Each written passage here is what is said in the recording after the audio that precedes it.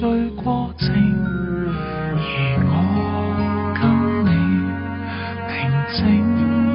旅程，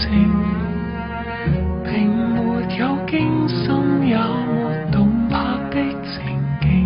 只需要當天邊海角競賽追逐時，可跟你安躺於家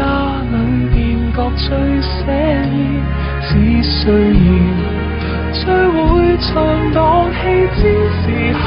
用你的名字和我姓氏，成就這故事。從此以後無憂無求，故事平淡但當中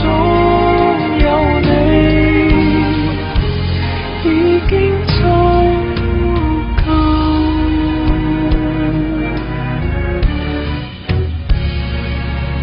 如果要說何謂愛情，定是跟你動盪時閒話着世情，和你走過無盡旅程，就是到天昏發白亦愛得年靜，不相信當天荒不再地老不向前，竟跟你多相擁一次便愛多一次，怎相信